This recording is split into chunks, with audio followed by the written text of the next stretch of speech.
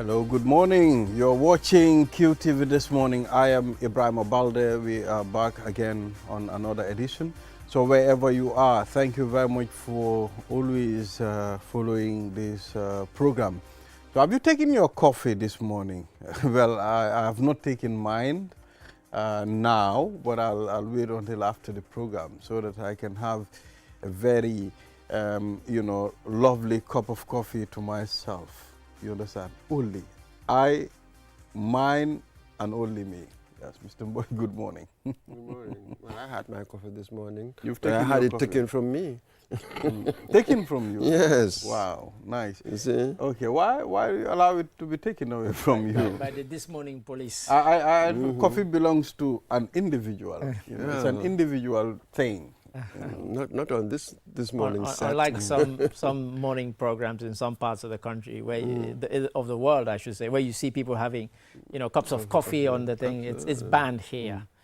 So the This Morning police have seized his cup of coffee. Well, this morning I was discussing with M. Jallo. I said to him, look, I mean, the coffee needs to come, man. We need to coffee on this vibe. Morning. It's part of the vibes, you know. Well, it should yeah, be. so let's see what will happen. Probably M. Jallo is going to think about it.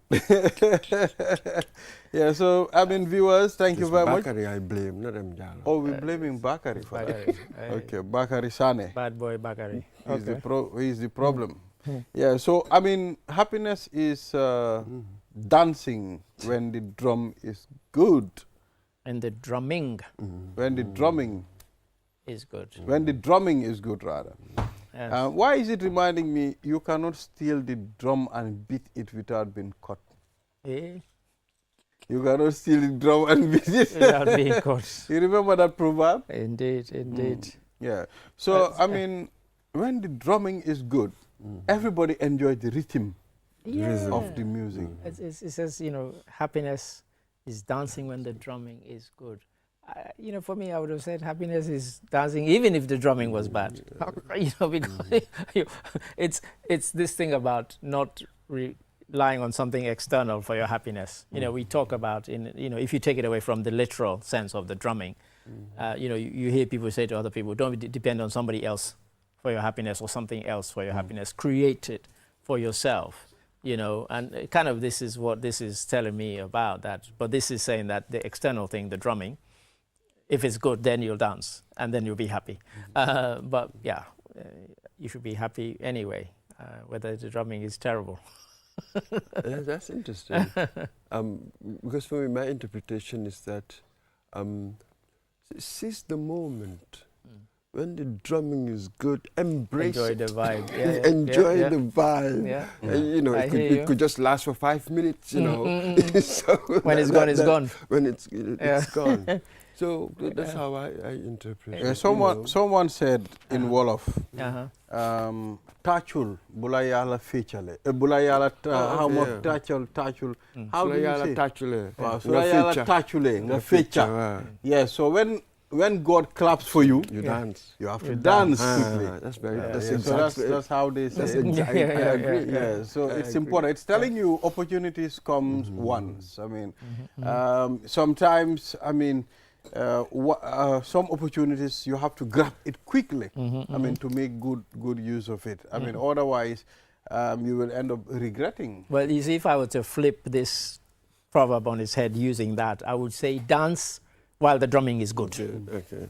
That's about seizing the opportunity. Not happiness is dancing when the drumming is good, but kind of dance while the drumming is good. Then, otherwise when the drumming stops or it's no longer good, the dancing stops. But there is another proverb that says, you cannot steal the drum and beat it without being caught. Imagine. Why steal it? Stealing a drum because and beating it. a drum is to be played. And of course, if you steal it, you beat it, they'll say, there's the man who stole the drum, or the woman who stole the drum. Coming from? Yes, where's the sound coming from? Just don't do dumb things. But, it's like people who steal things and then they have to hide them away from the rest of the world. I saw a story the other day about somebody who stole a painting like 45 years ago. And the painting had never been seen in public for all those years. Why? Because the person kept it just to themselves. And of course, now the painting has been discovered and it's been revealed once again to the world. So, you know, and everybody can enjoy it by putting It's it good in a that museum. you've mentioned the painting thing. We've seen where European nations return certain historical artifacts to certain countries. I think there was a time, there's a country that returned something to... That was Benin. The Benin bronzes have been returned to Nigeria. From Holland and from Germany. And even there's a museum in the UK called the Pitts Rivers Museum. They had lots and lots of African artifacts, mainly from West Africa. And over the last couple of years, I'm trying to remember the name of the guy, he'll come to me. There's a guy who is the sort of archivist there, and he has kind of led the return of these artifacts, because they've been, you have them in a museum in England, they're kind of out of place, you know, because for example, when they had the war against in Nigeria and stole all the Benin bronzes, thousands of them, they took them from where they had been. They'd been occupying certain places for a reason, and now you go and stick them in a museum. They're completely out of, you know, out of context. Yeah. You know, and so now they're trying to, and so they've opened special museums in Nigeria where they're going to now display these, because where they had once been, they've all been destroyed, so they can't be returned specifically to where they were taken from. Why do you call them Benin bronzes? Because the area is Benin, the area of Benin. There's a country called Benin. There's a country called. But there's also an area in Nigeria. There's an area in Nigeria called Benin. But there's also a country called Benin. Okay. So, but these they're bronze, and in fact, if you read the contemporary British newspapers of the time, they did not believe that West Africans could create things of such beauty. They were shocked, and in fact, I once shared an article from the Times in London where somebody was saying these must have come from Egypt. They didn't come from Egypt. They were from West Africa. But because of their only interaction had been through the slave trade and so on, that's all they knew of the region. When they saw these beautifully carved and beautifully sculpted bronzes from West Africa, they did not believe. And then other people then started writing, other sort of historians and archaeologists said, no, they are from West Africa. And people in West Africa have these talents. And so they kind of gave them a greater we've also seen paintings and you know, artifacts that cost a lot of money. A painting that can cost $1 million. 1 million? There are some gone for 100 million. Yeah. I mean, there's a museum in Dubai. Just a painting? Single painting. There's a museum in Dubai which has, you know, paintings worth $65 million, $100 million, and similarly a museum that they opened in Saudi Arabia that they're hoping will be a kind of tourist attraction. They've acquired lots and lots of paintings from the West, you know, by so-called great Western painters, Van Gogh and other people like that. That cost $80 million each, you know. Wow. And they're hoping that, you know, people will go to Saudi Arabia for other reasons. They want to, in about 10, 15 years, rival Dubai as a big tourist destination in the Middle East, because the majority of people who go to Saudi now as visitors, they go for the Hajj, but they now want to start attracting people as tourists. So they're building a completely new city and things like that, and this museum. Well, when you look at the Arab countries, I mean, I think now they are changing the dynamics when it comes to tourism. Let's take a look. Let's take a good look at Dubai, for example. You see how they are attracting more tourists now? Dubai's been doing that for 25 years, so it's not now. But other countries are catching on, because in Saudi Arabia, under Mohammed bin Salman, they have a specific policy of wanting to diversify away from their reliance on oil. All their wealth is from oil. But Dubai's wealth is not from oil, it's from tourism. And so they're seeing that, you know, you can make billions, tens of billions from tourism, and the world is going in 25 or 35 years, people will be saying, what? People used to drive cars driven with petrol, not electric cars, you know, and, you know, Saudi Arabia has woken up and smelled the coffee. That, you know, petrol, its time will end. What then? You know, so they need to find another source of wealth. And so they're diversifying away from oil, and it's a specific government policy to actually start projecting it as a new tourist destination. They're building a city called NEOM, N-E-O-M. People can look it up. I think I've come across. Yeah, and people it's so ambitious that people think it will never get built, but they're going ahead with it. So yeah, it's kind of changing the dynamic, because you can't rely on oil forever. Just like countries that once relied on gold or diamonds no longer get that wealth from it. How soon do you think, I mean, we will stop, I mean, using cars that use petrol? Well, I said 25 to 30 years, possibly, because in some Western countries it's been building and building and building. Less so in parts of Africa, but 25, 30 years, it's hard to predict these things. But electric cars. There's a thing. I mean, now electric cars, you go to England, everywhere you turn, you see electric vehicles. When I was there in March of this year, I was surprised. I'd been away for 6 years, and the change, it was quite dramatic. There's so many hundreds, if not thousands, of electric cars now on the road. Virtually every Uber vehicle that I took whilst I was there for 3 months was an electric vehicle, not a petrol-driven one. So that was quite a kind of wake-up for me, like, wow, in 6 years. So absolutely. But what about in our kind of societies, without the infrastructure, without any that's what I'm of saying, that? less and less here. So Yeah. that's it. So 25 to 30 years may seem Very very early. optimistic. Well, the reason I kind of. say this is because the countries that kind of consume a lot of petrol, China, America, and so on, even China now has kind of taken the lead in electric vehicles. And African countries selling, like Senegal now, oil producer, most of their oil they're going to sell to the West, not to other African countries. And if a lot of those countries that they're selling to are transitioning away from petrol, then the revenue that you're going to get, countries like Senegal, Angola, and all these others that have, like Angola's just discovered even more oil just last week. So people are kind of jumping up and down. Although right now they've been rioting. Well, you see, I mean, countries that would be able to use electric cars efficiently.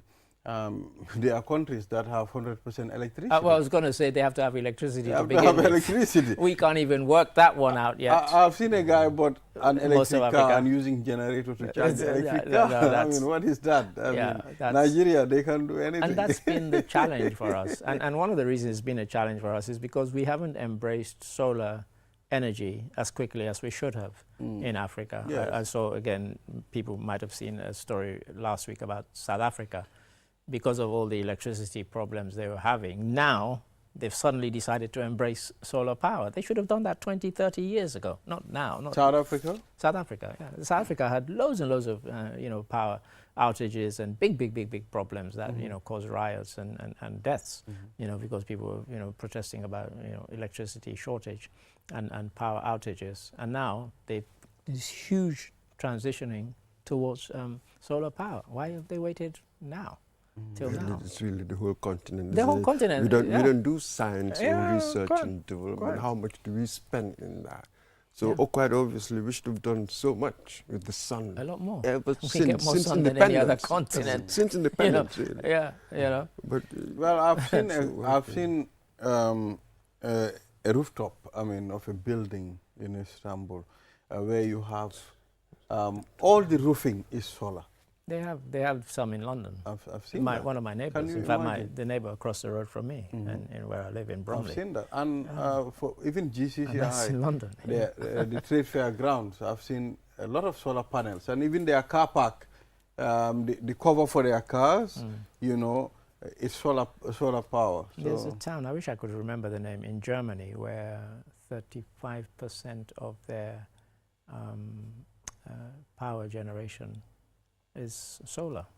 In Germany, where they don't get half as much sun as we get. Well, don't you think people need to understand the solar power is also a very good source of power? But I think the comparing between solar and maybe conventional electricity, probably people think the solar power is not much powerful. something? No. I mean, look, people are going to call me boring for saying this, but this year, Cape Verde is going to be 100% reliant on solar and wind energy. 100%. This year? This year. 2025, not 2030. This very year we're talking about. Really? In fact, they should be making a lot more noise about it. Yeah. And they'll be the first country in the world to do that. But, so it can be done. And it's not any less powerful. Of course, that's why, as I said, South Africa is now transitioning away from the kind of conventional electricity generation towards solar in a big way, And we've got the huge jumbo one here, in Gambia, where that's, you see banks and banks and banks of solar panels that will be generating electricity. So, we've also woken up and smelt the coffee, Yeah. And I think what will be interesting is that when it becomes more affordable, that's been the big, in their homes, that's been that the will big, be the big revolution. Yeah. Really. there's one nonsense article I read, and I'll find it easily when I go back to the office. And it said, Africa shouldn't, think too greatly about switching to solar because it gets the wrong kind of sunlight. No, I thought this is hysterical. They're trying to tell us we should stick to the conventional. It's like we got the wrong type of sunlight. I'd never heard, and I think that's even the headline. And I'll find the article quite easily because I'd read it 100 times because it just did not make sense to me. And I read it several times. In fact, I think Africa got the better sunlight. Well, what is the right kind of sunlight? What does that mean? It's just one sun. It's one sun. It's stupid. Probably it's maybe the heat or something. It's a stupid argument, and honestly, a really stupid article. And it's quite a reputable magazine. But as I said, I'll find it quite easily and I'll circulate it. Exactly. Sunyu Bus month. I mean, QCell Sunyu Bus. Yes, indeed. July is this is Sunyu our Bus month. Yes. And we are making sure our customers have access to easy communication. You've seen our Sunday free calls. And of course, we are giving you 75% credit bonus as well. And of course, the summer data plus as well. We've slashed all the data packages to, a minimum amount of fee that will suit your budget. So it's important for you to get that number 5 or number 3. For you to be part of the Sunyu bundle, the Sunyu Data Plus, you have to dial *303#, choose option 7, and you're there, straight. Enjoy the internet without hassle. And viewers, he did that without a script. Did that without a script. But I am QCell. I know you are. Don't forget, I am you QCell. Are Mr. When I was at the QCell marketing department, Yeah. I can tell you I know all the services of QCell. Right. Now I'm missing them because I am not more. You're not in a day-to-day. Yes, I'm more of QTV. But before, I know the Q Bantaba, the Q Alert, the Q currency, Q prayer, Q Ramadan. I know all those things. I mean, a lot of services that we got. I mean, off head. Over the Yes, head again. And that's a good. Yeah. So viewers, will take a short break. After the break, then the program continues. We'll be back. Hi there. My name is Nuruddin Adams, a proud product of this noble institution. Heritage Christian University is not just a learning place, but a community that transforms lives and empowers its students to become compassionate entrepreneur leaders. My journey here has truly been life-changing, and I invite you to come experience the same. Whether your passion is into business, nursing, midwifery, psychology, communication studies, multimedia technology, information technology, or theology and ministry, Heritage has tailored these programs for both the undergraduate and graduate studies to suit your goal. If you're ever ready to take your education to the next level, then pick up an application form and join us today. At Heritage, you are never alone, as members of the community will stand and work with you every step of the way. Welcome to Heritage Christian University.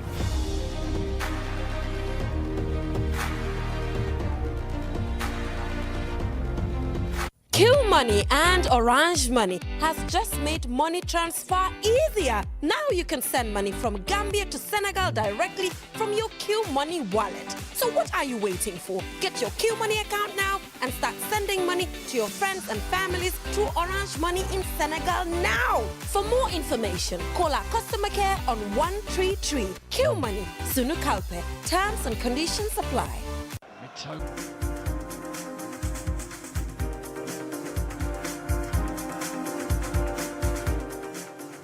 Yes, we are back. You're watching QTV this morning. I am Ibrahim Abalde.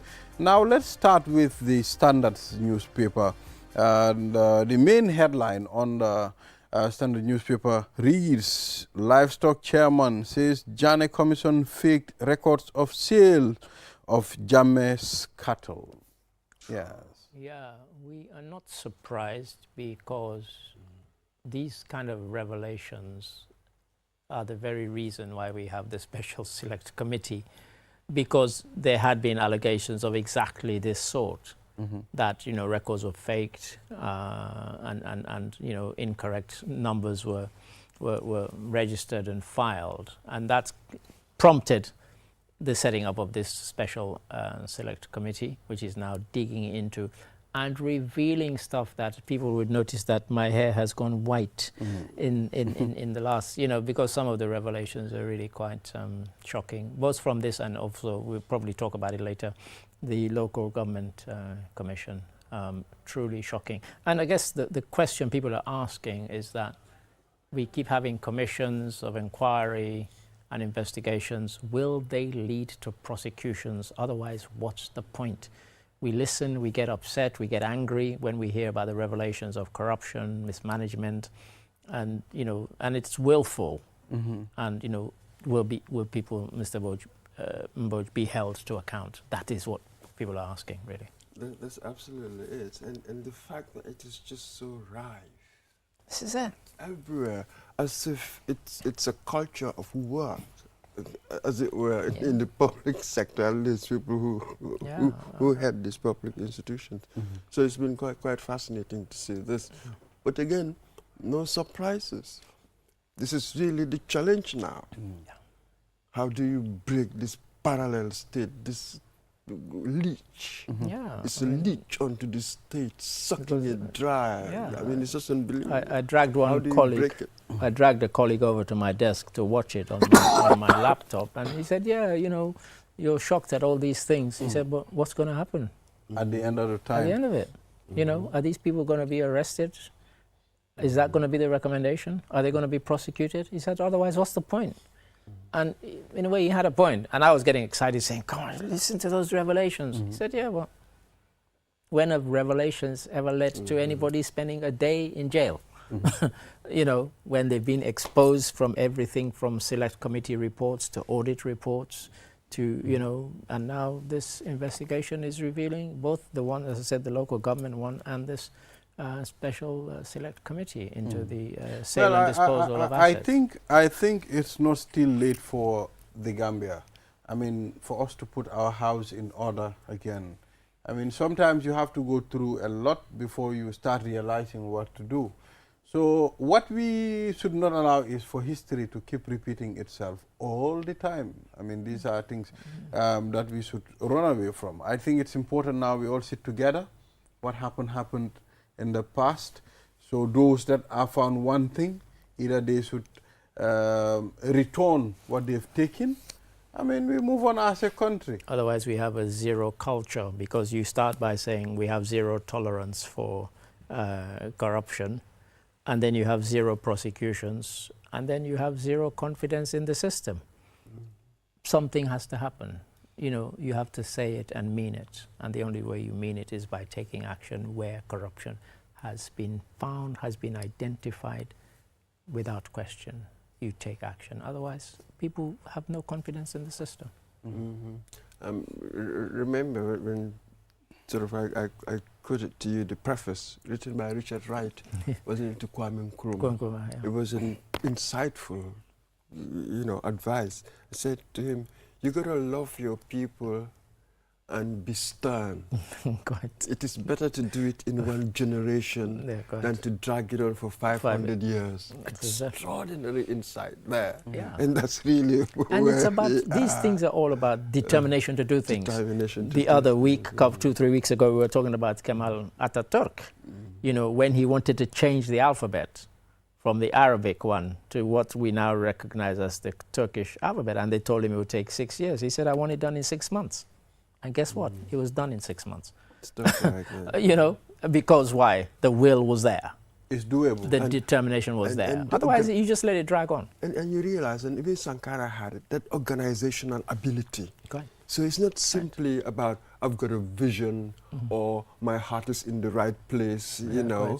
It's about ability to do, you know, virtue and virtuosity, isn't it? You need both. Yeah, quite. So, you know. But I think ability has to meet with acceptance.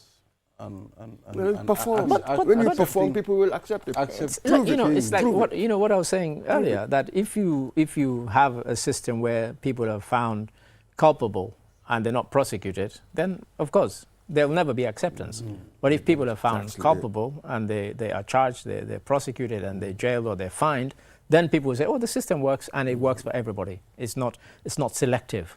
You know, it's not who you know. If you have committed a crime, you will pay the cost, you know. But until we get to that stage, and we're a long way from that, you know. And for me, when, you know, even when my reporters come to me and say, oh, I said, you know what, don't come to me with, you know, allegations of corruption. I want evidence. And what I'm saying is, when there has been evidence, even then nothing has happened, and that's when you start to lose the trust of the public and of course, you know, partners, international and you know, so on. So if we talk about corruption and we say we want to crack down on it, these commissions, when they come to their end, the action that is taken will be very, very important. Everybody will be watching, because we're all watching right now, we're all listening right now, and we're hearing things that are truly, truly shocking. Okay, but this is the interesting thing, though. Corruption. I think, Ade, we are looking in the wrong place for solutions. I think we underplay or we disregard the social root of the rot, as I call it. Absolutely, that's really what it is. Because it's not just the big We think that the problem is government, the problem is public officials, but you've seen since independence, they come and go, we change them all the time, but structurally everything remains the same. So you can circulate personnel all you want, structurally whatever remains. People think, really, according to structures, if you know what I mean. You may go to an organization with a certain mindset, certain attitude, but depending on the culture, then it will change you. When you talked about determination, I said the acceptance should be there from the structure itself, from the people, I mean, that you meet in certain institutions. For example, let's take a look at the Brikama Area Council former chairman. Another issue again, ex-BAC chairman Sonko grilled over unaccounted funds at the council. I watched it, and in fact I was so fascinated by it that I downloaded it afterwards, because I couldn't believe some of what I was hearing. You know, we're talking about not just a few Dallases, we're talking about in some cases millions of Dallases that were not properly accounted for. And you know, you have somebody who was a former chairman saying, I didn't know this was happening. You know, they held these meetings. Sometimes they updated me, sometimes they didn't. It's like, what? But your job description says you should have been made aware of these things. And like I said, I downloaded it, and people can still find it. It's on YouTube. It's only yesterday. Lots and lots of money unaccounted for. Systems theoretically there, but everybody just ignores them. We had the other guy from Banjul City Council who was talking about, you know, the millions that went into his Ndao, you know, Pa Modu Ndao, I think his name, you know, that had gone into his personal account. And he couldn't even, how do you get millions in your account and you don't know where it came from? Or he gave some story about, my sister was sending them through remittances, and yet there was no evidence that these were, remittances from abroad. I mean, truly, and the only way you can get away with that for years is because theoretically there's a system which says this is how it should run, but everybody ignores it. You go there, you're an official. He was in the licensing department, I think it was, and instead of paying it into council account, it's going into your account, and you don't think that. One guy was asked, and he said, "Do you think there was something wrong with it?" I said, "No." I mean, come on, that's very wrong. But we have these systems theoretically, but we just ignore them. So what are we going to do, Mr. Ade? I mean, from your own point of view, what should we do? I mean, to change all these malpractices that we've seen. Look, all of us are guilty at one time or another. You might be stopped for some minor infringement that, if we were serious, you're probably going to get arrested. But you dip your hand in your pocket and you give the police traffic guy a bit, and they let you go. So so when we talk about corruption, that's kind of low-level corruption that's not going to damage a country necessarily, but it's an attitude that kind of sort of increases as things go on. You go somewhere, you want to apply for a document that is yours by right, but if I bribe today, I'll get it today, and if you don't bribe, you'll wait 3 weeks. And we just accept that that's the way things are. So we want to speed up the process. We want it quickly, and so we pay the extra, the bribe. Well, sometimes I believe it's even the people that don't want change. That's what I'm talking about. This is really what that's what I'm saying. Yes. Yeah. If I know, okay, I have to get my papers. This is my right. I don't need to bribe you to get these papers. Even if it will take me 1 month, okay, fine, let it take me 1 month. But sometimes it's really hard. Because the impatience from us, and also you might need it quickly for a particular reason. But there's no reason why they should hold it up. Because if you pay extra and you can get it in a day, then I should be able to get it in a day without having to pay extra, because obviously it's doable in a day. Absolutely. Yeah. So, but yeah, they'll kind of drag their feet deliberately, just so that for you to grease the palm and speed up the process, you dip your hand in your pocket and say, okay, here's an extra 500. Can I get it today? Or here's an extra 1,000. Can I get it today? And they say, yeah, come back in half an hour. Come back in an hour. So they can do it for you if you pay that extra. And it's kind of across the board. And there's a story I've told like 100 times of when my brother went to the police records office in Sierra Leone, and I happened to be sitting in the car waiting for him. They were doing an investigation, and they wanted papers from a commission of inquiry from 1969. And my brother came out, and he said, oh, gosh, they've told me to come back in 2 weeks. He said, the place is a mess. He said, they just have file upon file. And his driver said, hey, pa, give them something. Didn't you give them a little something? And my brother said, what's that got to do? And he said, no, pa, go back and give them something. And I'm not making this up. 5 minutes later, my brother came out with that file that the police had told him would take 2 weeks to find. Because they had their records. So all they had to do, he gave them the number and they went. These African countries, they have the same problem. We have the same problem. It's not a Gambian thing. It's a mindset. So how are we going to... And they've all been documented. And these are what they call extractive institutions. And imagine, my brother was they were doing an investigation into corruption, and the file he wanted was a commission of inquiry from 1969 into corruption. And he had to bribe to get that corruption to get file. it on the same day within 5 minutes rather than in 2 weeks' time. How ironic is that? To bribe so that you can get that bribe file. the police in the police filing room. Wow, interesting. I was sitting in his car. That's why that thing always is in my mind, because I remember it so clearly. Oh. When I saw him coming back, I thought, what's he carrying under his arm? And he was shaking. He said, Ade, he said, I gave them the money. I turned to go, and the policeman said, hey, no, pa, wait. And I was like, wait for what? He said, I thought he was going to give me a receipt. He said, I stood at the desk, and he came and said, here's the file. And I said to him, but you just told me they would take 2 weeks. Supposed to take 2 weeks. Yeah, that's the police. Interesting. So, Mr. Momodou Mbodj, I mean, ex-GFF President Gabi Sose dies.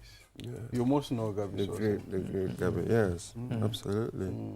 I think it was 92. Yes. Oh yeah. I think he was the first GFF president in Gambia. Is that right? Absolutely. Okay. Oh yeah. Wow. Okay. He was a prominent figure in the society. Mm-hmm. He was at Forts for a long time. I think an engineer, he was an engineer or something like that. So yes, it's such a big loss. Yeah. So for many Wabanjuls, this is like a big berry. Yeah, Gabi Sosa, big it's not a small name in Gambia, although I've not seen him before. I mean, but I've been hearing the name from exactly. you know, the oldies. I mean, they keep talking about him, you know, the football days, you know, you know, and a lot of things. I think he's also into another type of work different from football as well. I don't know what is his profession, but that's what I said. I think he was an engineer. He was at Ports for a long time. Right. Yeah. Right. Yeah, I mean, we are sending our heartfelt condolences to the family of Mr. Gabi Sosa. We pray for his soul to rest in Jannatul Firdausi. Thank you for your service. Yeah, so let's still move on. What do we have again, Mr. Mboj? Do you have anything? Or we looked at the Foroya newspaper. NAWEC uncovers over 25 illegal electrical connections at former President Jammeh's garden in Botakunku. Yeah. Illegal connections.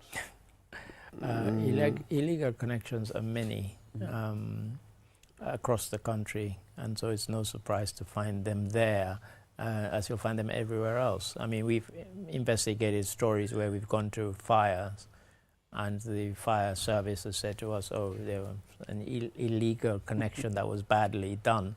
That's what led to the spark, which then, you know, caused the flame, which then engulfed the premises. So we hear about these all the time, and so 25 in one place, it seems rather a lot. Former President's garden in Botakunku. Yeah, I mean, I've seen one of the power meters. I mean, the emitter, you know, just, I mean, sticked on a fence. The one that's stuck to a perimeter wall. Can you imagine? Yeah. I mean, this is totally wrong, and I am pretty sure this is not done by another individual. It probably is done by NAWEC staff. Personnel. So they are the ones responsible. The very thing we're talking about. Responsible for doing this. Exactly. You know, sometimes, I mean, I think our conscience should not allow us to do certain things. You know. If you have a conscience, of course. But some people don't. I think that's a mistake that we make sometimes. We assume everybody has a conscience. Not everybody does. Some people do things. They'll kill somebody and they won't even think about it twice. Moral sentiment. You know, that appeal to moral sentiment. It doesn't work. Never works. A strong public policy works. You know what I mean? If you can enforce it, then you can see results. Just appealing to people's moral sentiment. Because if you left, oh come on, that's not a policy. You left $1,000 here, and you know you said, I'll just rely on the fact that nobody's going to take it, and you left 10 people around that $1,000. You can't leave it to them to say, oh, some will say, I'm going to take it. But if you said, if anybody takes it, there will be consequences, then nobody will take it, you know? But if you leave it to people, and that's the problem we're doing, we're saying we leave it to somebody's conscience. Some people don't have a conscience, and they'll take it, you know? Because you've left it to them, it's like, I'll take it, nothing's going to happen to me. Well, you know, the saddest thing is, this farm, this garden belongs to former President Yahya Jammeh, you understand? And I am pretty sure Yahya Jammeh has been going to that garden, and he's been inspecting his garden. Back in the day. And he cannot deny the fact that he's been seeing all those these illegal, dodgy connections. Those illegal connections. Correct. So, I mean, it starts from the top, Mr. Ade. At some point, we don't see those things. We don't know when the so-called illegal connections were made. They could have been made in the since he left. We do not know. The garden is still there. The garden is still there, and people are still using it. So it could have been done, you know, since he left. So we don't know. We don't know. We need to know when and how long. And NAWEC, how frequently do they monitor these things? How big a risk, a threat is this sort of thing around the country. So it should be interesting to get some of this detail. Okay. It's a complex one, but So we move on. Yeah. Do we still have to go ahead with? Yeah, I mean, we have the stories, you know, GTSC general before manager. select committee on James assets, the GTSC GM general manager. testify. So it's like the commission is really trying to bring a lot of things to the attention of the general public. Well, yeah, they have a list of, they've like a menu of things that the select committee is looking at. Obviously, there was a leak which said that certain assets had been sold and disposed at undervalue. And that's really where, had that not happened, we would not be having this. We have to be honest. Yeah. And that just tells you, had that leak not happened, there'd be no select committee looking into the sale and disposal of those assets. Because that did happen, it means that we are now where we are, and we're looking at these things, and lots of things are being revealed, and lots of the things that came out in that leak are being shown to have been true.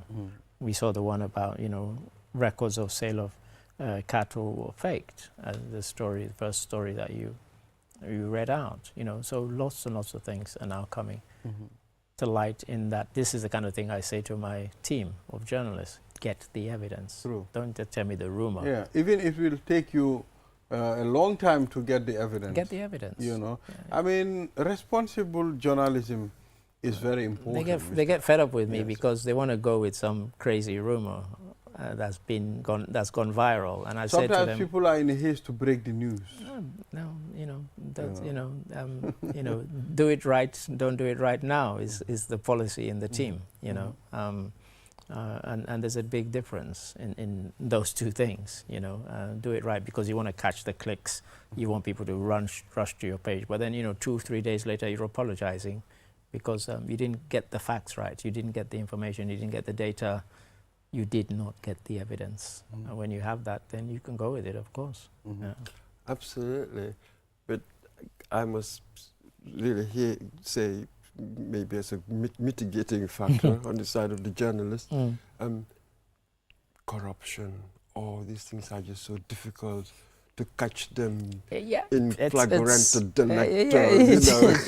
it's really very difficult, isn't it? So investigative journalists sort of look for all sorts of secondary ways. You know, they call it corkscrew thinking, you know, going round things, as it were.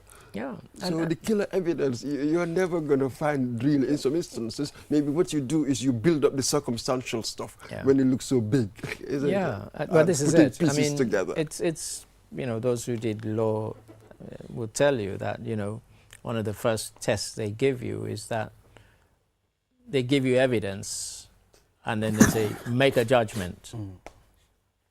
And if you're wise and you listen to the testimony, you'll say, I haven't heard the other side. Because sometimes that single piece of testimony seems so compelling that you end up giving a verdict. And then they say, okay, now listen to the other side.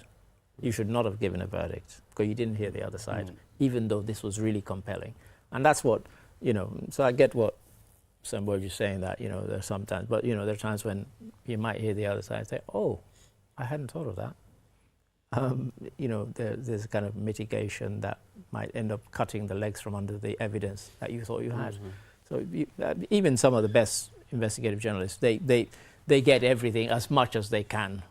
They get it checked, they get it verified before they go with their story. You know, they don't just rush with it because somebody told me that my brother told me he was in the room when they said this, when money changed hands, or what, you know, you can't go with that. That's not evidence, that's just hearsay. But like you said, sometimes the smoking gun is difficult to find. True. And you can't always wait for that. Yeah. Well, you know, it's not all about, I mean, manifesting some of the dubious acts committed by certain individuals, but it also saves other people. It saves the image of other people. When an investigative journalist does his work properly, he either clears or bring the facts to light, you know. So, I mean, that is what it is. But, Mr. Adedrame, it's really a complicated thing.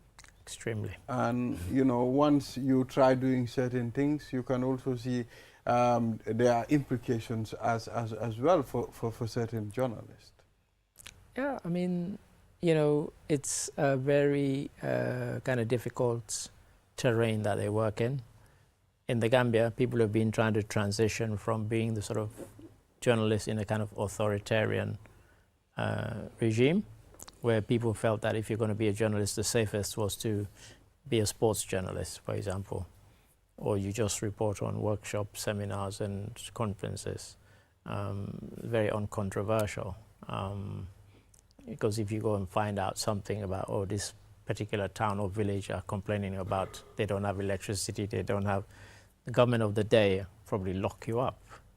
And so those stories never came to light because the government always kind of took it personally, like, oh, you're criticizing us, you know. So what is changing, the landscape is changing. Now we've seen it.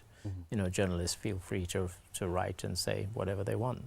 Without fear of kind of looking over their shoulder, thinking, I'm going to be locked up next week. I see some people post stuff about, oh, but look, the laws that are there, they've not been used against anybody in the last 7 years, really. Maybe there's been 1 or 2 instances rather than 20 or 30. So people shouldn't pretend that the media landscape is unchanged. It has changed greatly. That's it. But you see, we must realize that for a very long period during Jammeh's time, journalism wasn't happening in this country. That's kind of what I'm saying, really. It off, yeah. So you realize that a good number of our journalists went to sports journalism. Yeah. It was much safer, wasn't it? Yeah. So in politics, in all the areas, they didn't have a chance to do the apprenticeship. Yeah. You know, you come, meet experienced people there, you serve under them, you're learning. There's so much that you learn with that. So most of our journalists didn't have that. Because they are not there. That's exactly. They are not there. So we are having to start again. From scratch. We are almost starting again. Because that's why you hear, we've had arguments in the office where people have asked a question of a minister or even of the president, a difficult question, and somebody said, oh, that's insulting. What? Come on. You know, no, they're there. You should be able to ask them tough questions. Well, you see, why not? So when you come, and even they're standing in the community. I mean, there's still a little something. For instance, when we work it, the journalists, sort of like all of them. You had Babakar Gay. He was a big name. We all sort of followed the reports. Or Radio Gambia, you had people like Joy Coker, Jaina Banyang, or others. There were just so many examples, role models. They didn't call themselves role models then. Quite, but they were. Now everybody is a role model. Yeah, quite. But they were, because some of us, the younger ones, we were listening to them. Yeah, quite. We were learning. And there were many. Not simply 1 or 2. You had a whole class. Well, constellation. Constellation. we have seen then, being a journalist, what it can do to you as an individual during former President Yahya Jammeh's time. I mean, we've seen Deda Haidara executed in a broad daylight, in cold blood. I mean, we've seen that. And the revelations on the TRRC have revealed that he was executed. The people that contributed to his execution said, we executed Deda Haidara point blank. You understand? So this is what it does. I mean, you see, most of the time people talk about this government here. It's not that I am a supporter of this government, but at least we are enjoying that fresh air of democracy. I mean, when they took over in 2016, we've seen the introduction of new media houses. I mean, people have gone into journalism. In 2016. We have seen a lot of jobs created when it comes to journalism. So I think it's important for us to recognize certain things as well. Otherwise, during Jammeh's time, you're not even crazy to sit and talk about Jammeh on TV. I think the only person that I've seen who went on radio, that's Taranga FM, during Jammeh's time, and talk about all the negative things that Jammeh was doing was OJ Jallow, the late OJ Jallow. I mean, he was on Taranga FM. I think he left the radio and they closed the radio down that day.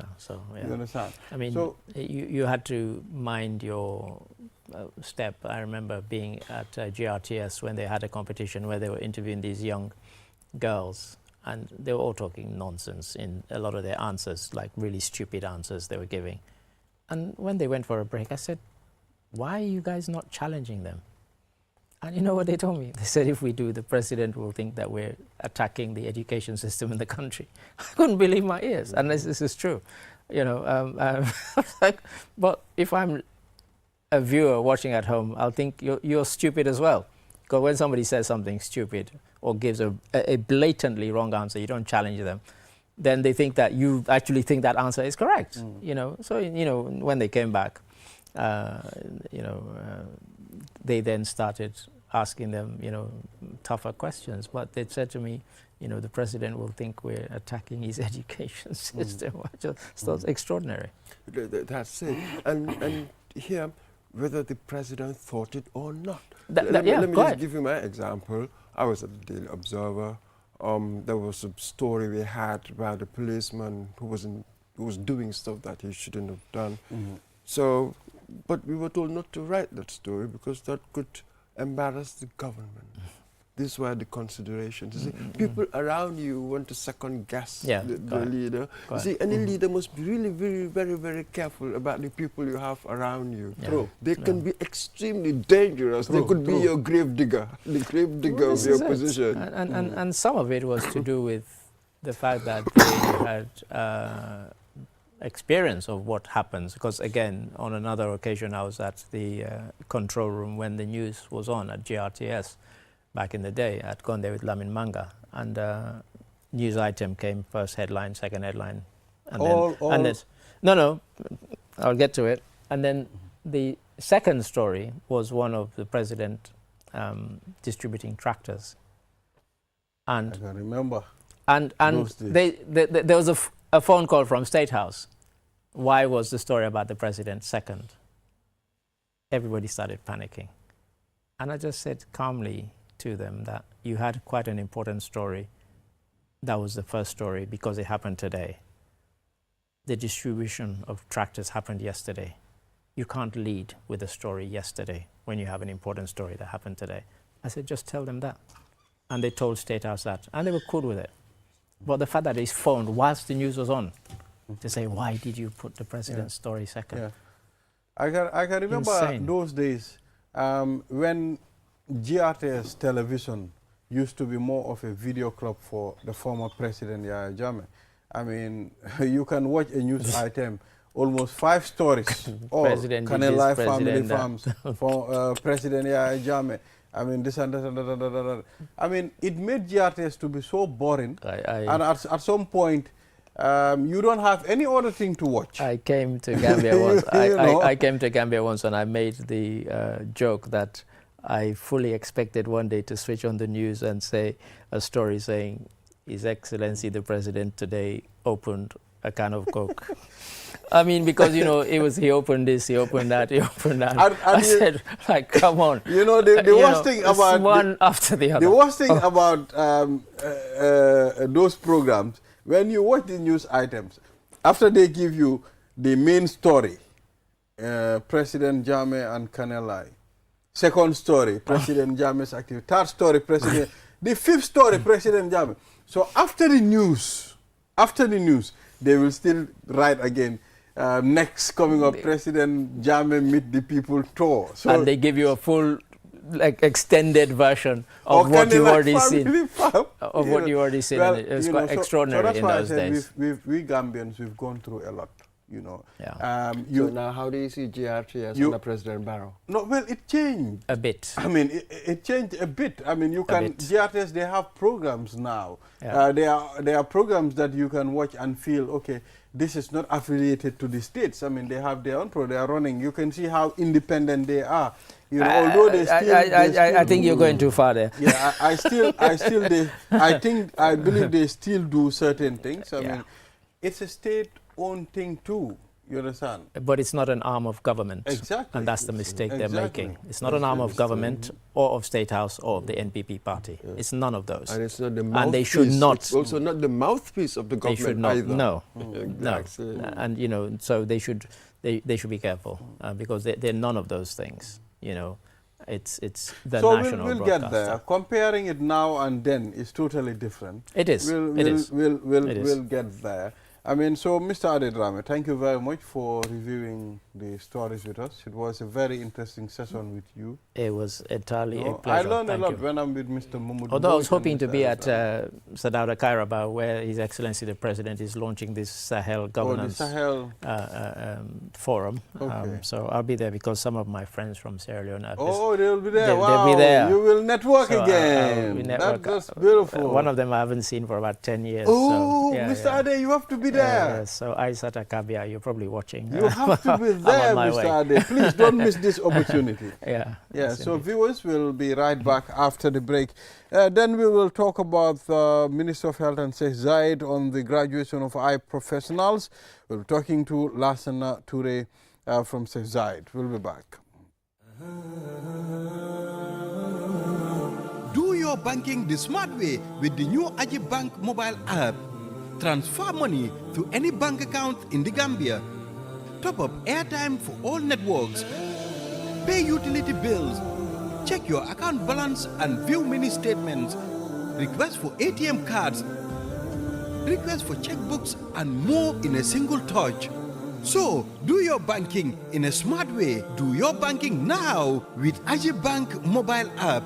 Every time is banking time. Ajib Bank, your investment partner.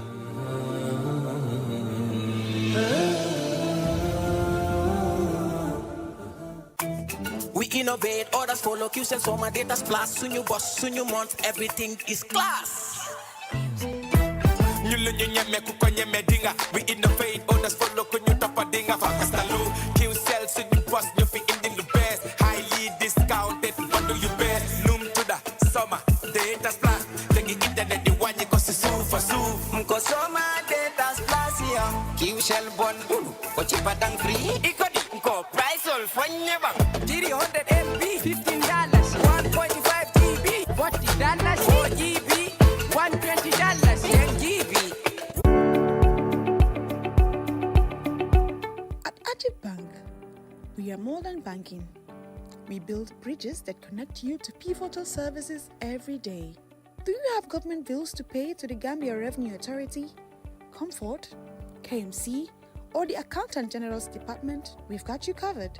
From payment of customs and domestic taxes to GRA, payment of number plate and vehicle ownership transfer to Comfort, payment of property rates and business license fee to KMC, and payment of MR passport, business registration, fishing license, land fees, sale of assets, lease application, development permits, quarrying royalties, gravel and sand, mining royalties, and a host of other revenue lines to the Accountant General's Department.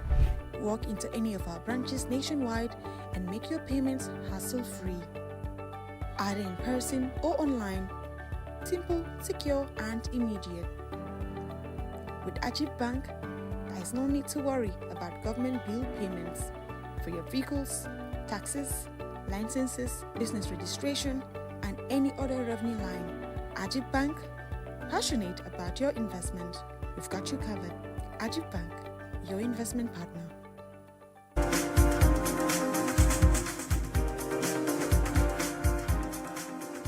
Thank you very much, viewers. We are back. You are watching QTV this morning. I am Ibrahim Balde. On the platform, I'm with Mr. Momodu Mboj.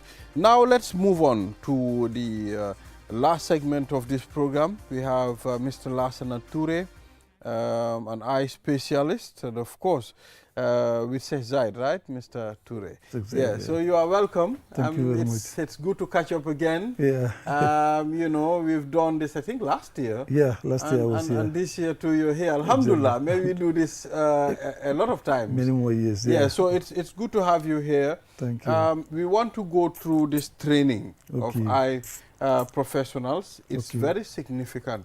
I mean, when last time I was talking to my dad, he said, okay, you can lose a leg, you know, you manage. You can lose any other thing you manage, but if you lose an eye, how can you survive? It's true. You know, it's true. so I mean, this thing, it's very important.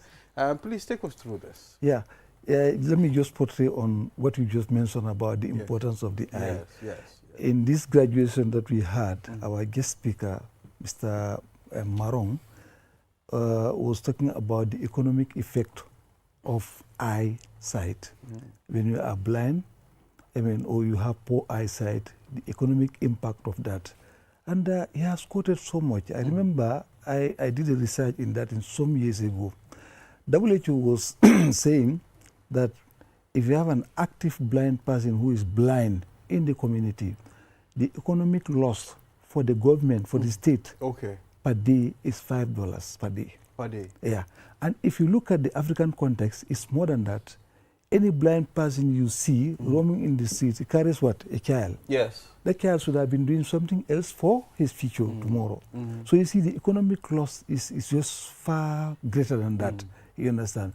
So people only look at the eye when they have eye problem, or they only think about eye. So those informations are very important for policy makers, I mean, decision makers, for politicians, you know, to know that when you lose an eye, it's not just the morbidity factor of it, but also the economic impact for the nation. You see? I mean, eye medications are very expensive. Eye equipments are also very expensive. So if the government have to buy all this, it's a heavy burden on the budget allocation of the government. You understand? So that's why to prevent eye diseases, and then it's a very important, you know, component of the healthcare system, prevention of eye injuries and eye diseases. And that is why I'm here also. I want to talk about some of those things, today. Yeah. All right. All right, Mr. Amboy, let's delve into the training. Why the need for this training? Good. What is the training? Good. Precisely, what's the training then? What's the need? Eye care, I mean, is a component of the general healthcare system. But within the eye care itself, there are different specialties, special areas, which are all important for one to have a good sight, for the population to have a good sight. So now, to train ophthalmologists alone takes so many years. So now, in some African countries, actually it started in East Africa, they decided that to train middle eye care workers will fill the gap, because the population ratio to an ophthalmologist, the gap is too big.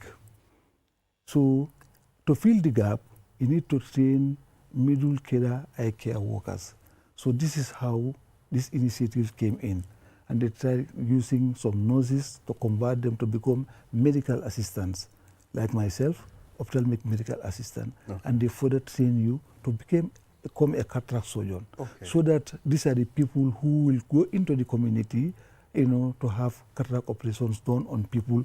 I mean, services have to be accessible to the people. So people have to go there.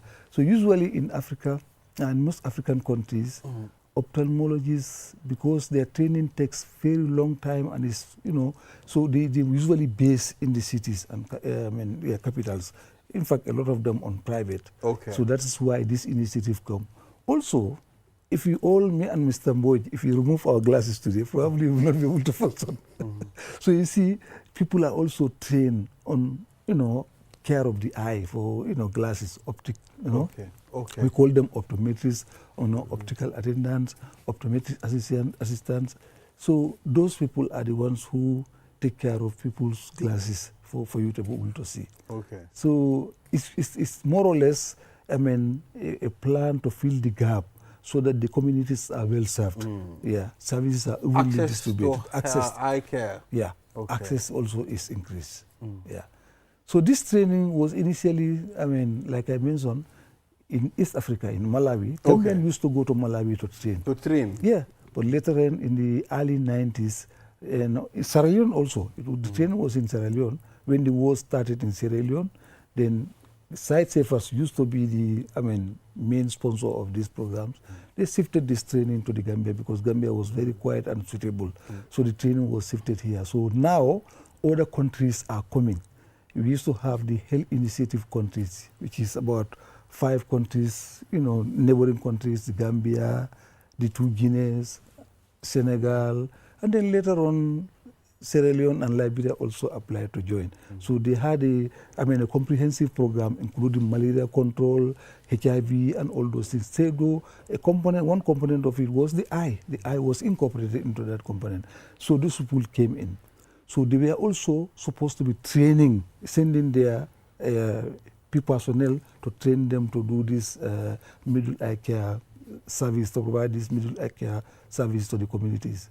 That's how the initiation came in, and that is how this hospital was built. That's why you have the name Regional Eye Care Center. Okay. Zegzaid Regional Eye Care Center. It was meant to, for the region, not just for the Gambia.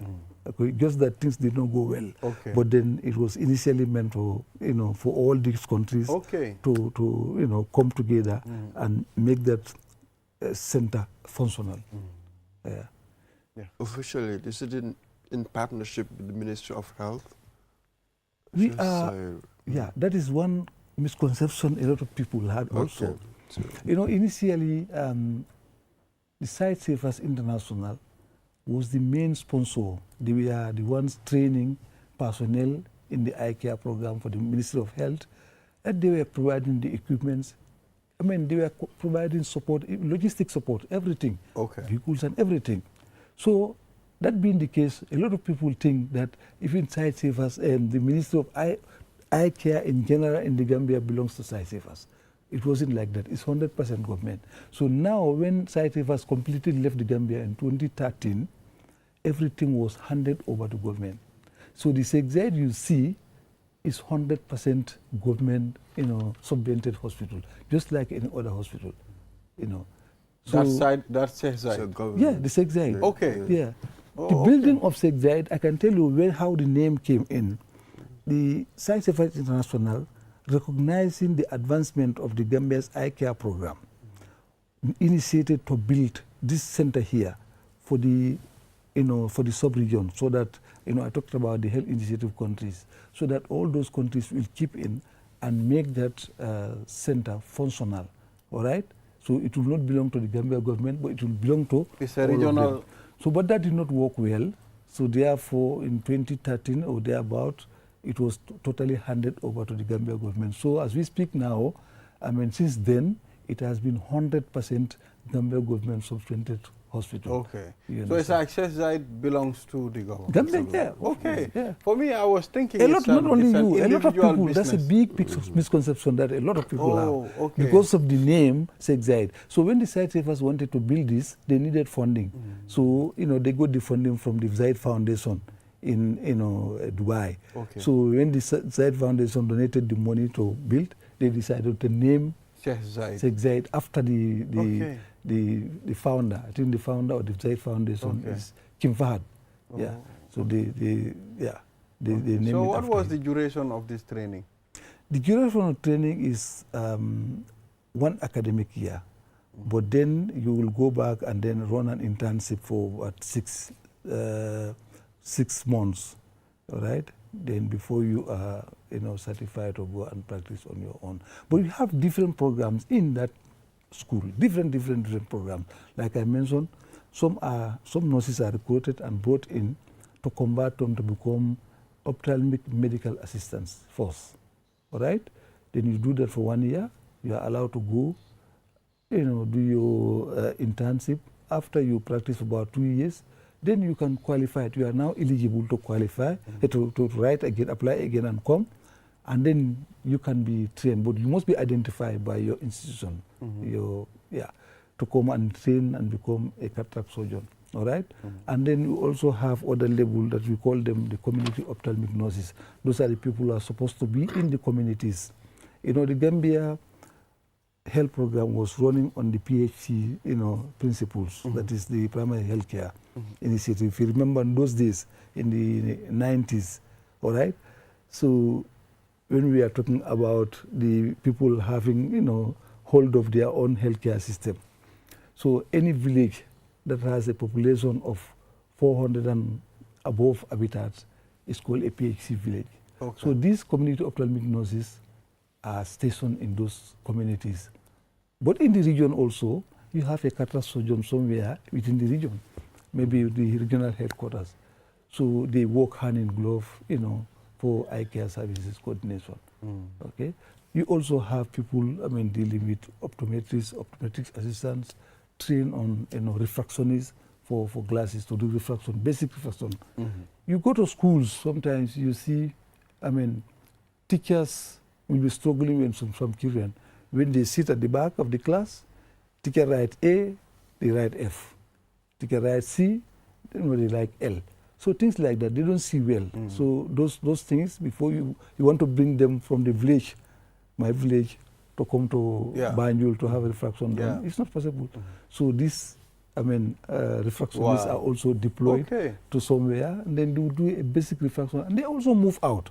They move out to go to the schools, and then do, refractions there, identify glasses. Yeah, I can remember during my school days, primary school, we used to have help eye care professionals coming and testing. Actually, it's a comprehensive program. Even that time, we used to identify, we used to work hand in glove with the Minister of Basic Education, where they identify some teachers who are keen and interested in these things. The school will identify them, will train them on how to identify when a child is not seeing well, and some of those basic things. We call them itinerary teachers. So they used to identify when they see a child in the school is not seeing very well, or is rubbing the eye, so they just communicate, and then action is taken. Okay. So that was you can see. I wonder how many ophthalmologists do we have in our eye care system in this country? So you see, as we speak now, we have only 2 Gambian ophthalmologists. In fact, the third one is also coming in. Yeah, just passed our exams some, I think, few months ago. It's also coming in. But Gambians is only. So since doomsday, ophthalmology in the Ministry of Health has been handled by foreigners. But now only 2 Gambians we have. So can you imagine the population of 2.2 million? Only 2. Only 2. Wow. Yeah. But other middle eye care workers like cataract surgeons, we call them OMAs, and then ophthalmic medical assistants also, there are many. They're everywhere. And that's why we have a secondary eye unit in Basse, in Bansang, in Farafenye, in Brikama, Eseu, Biam. So all those, they're filled with, you have a cataract surgeon is based there with some other staff, and also have in the periphery, you have other eye care workers like the community ophthalmic nurses. And then they move out. They do what we call school eye health programs. They spin villages so that the service is accessible to the people. And also the cost will come down. So those are the principles of primary health care. Service must be accessible to the people, and people also must be able to afford it. If you write a glass for a child, the way it's been sold here in the private sector, a lot of children they won't be able to buy it. True. So that is it. So how long does it take for cataract to be curable? Well, before we operate cataract is operated as early as possible, as it disturbs your function. In the Gambian context, we wait until your function. If you are a farmer, probably you don't need much vision. A farmer will not need much vision like you and Boch will need. This small, tiny thing that is looking at, a farmer doesn't look at this thing. A farmer is not educated, you understand? So, but if, depending on your daily functions, your daily activities, all right? If it disturbs your daily function, the cataract needs to be removed. So sometimes we leave it until it is fully matured, because if you are a farmer or you are a gardener, you don't need that more tiny thing to be able to see. You can do your daily work and survive. Because I've heard people saying, especially traditional healers, 5 minutes we remove your cataract for you. Yeah, those traditional we call these people, they're very dangerous. What they do is they only function in maturely dense cataracts. So what they do, they take a pin, pin, all right? They just, because when the cataract is too old in the eye, there are, muscles that hold the cataract, in middle. They are called suspensory ligaments, okay? So the cataract is in the middle, but you have these, suspensory ligaments who hold it in the middle. So those, they become very weak at that time, very fragile. So any touch, any small touch, they will break. So when they break, the lens is no longer hold, it will drop. So the lungs is dropped into the vitreous. Then eventually the person will be able to see. But it will not last. You know, few hours after that, I mean, complications will come in. Suddenly you lose that eye. So this is how they use it. It's a traditional form of removing cataract. We call it couching. They couch it. So just, I mean, go with a needle, touch the cataract, because those zonules that suspend they are very weak, fragile now. So when you touch it, they break, and then the lens drops. The lens is now heavy now for them, so it drops inside the vitreous. So very dangerous way of treating cataract. You understand? Yeah. So people shouldn't go to... Absolutely no. And still, they still exist in the Gambia, even though there is a law, I mean, that people should not come to the radios and the media to advertise their own. But it's still going on. They are still advertising. Yeah, you see the Sako saying, I can cure you. I hear every time on radio that you come, you cure your cataract. Even glaucoma. They talk about glaucoma also, I heard which glaucoma. is dangerous. So this is dangerous. I mean, the law is still there. Enforcing the law is the problem now. Eye professionals, what are you doing to make sure, I mean, this thing stops? I mean, this type of, I mean, propagation, or, I mean, talking about how to cure cataracts or yeah, glaucoma. It must be at the policy level. And as I said, something has been done already. You know, the law has been enacted already in the parliament that people must not do it. So, I mean, I'm not a law enforcer, so we cannot go into the community to talk people, start arresting people for doing this. But it's a law already is there. So, I mean, it has to be enforced. So we know who are responsible to enforce the law. Absolutely. Your training, how many people graduated? The recent one? The recent one. The recent one, we have, I mean, like I said, we have different categories. For cataract surgeons, there were about 18, I think about it.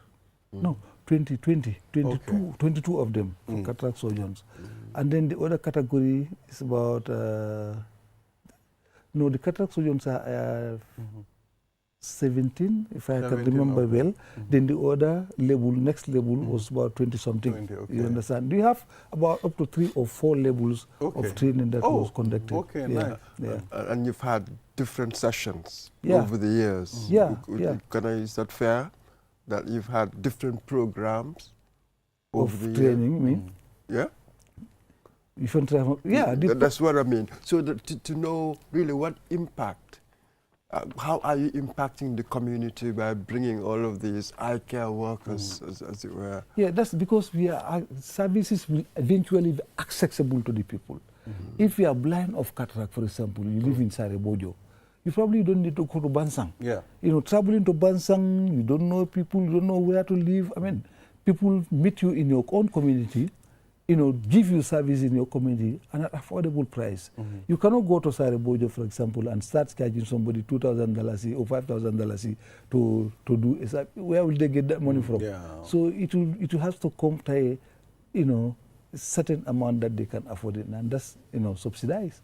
Okay. So are you saying that some of your people trained are willing to go to underserved areas? That's the purpose of, that's the purpose of the training.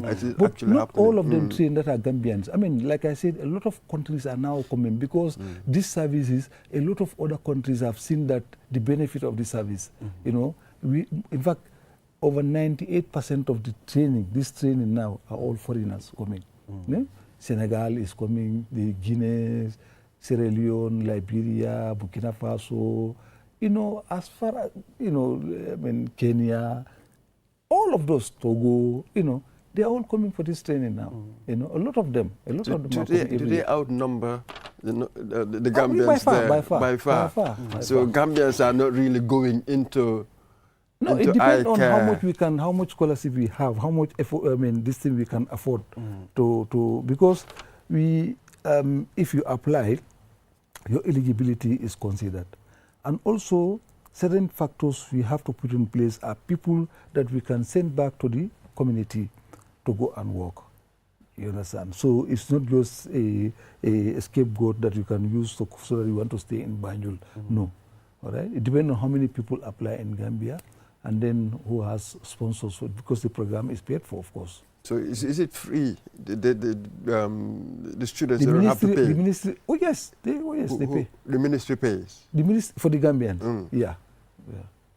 Okay. Yeah, but for the other people, they have other sponsors like CBM pays for some other people. Some people, their own government, some their missions pay for them. Some scientists existing in some of those countries, they still pay for them. Okay. Yeah, so. All right. Thank you very much, Mr. Ture, for coming. Yeah, and we hope this will be a success. And, you know, the intention would be fulfilled. Yeah, I mean, so because eye care is something very significant. Each and every person needs to definitely protect your eye. Absolutely. Yes, thank you very much for coming. Thank you. And we hope to engage you more in the future. Yeah. Yes. Thank you. Thank you, sir. Thank you very much. So Mr. Boyd, this is all we have for this edition of QTV this morning. So we'll be back here again tomorrow, inshallah, for another edition of the program. Until then, have a wonderful day.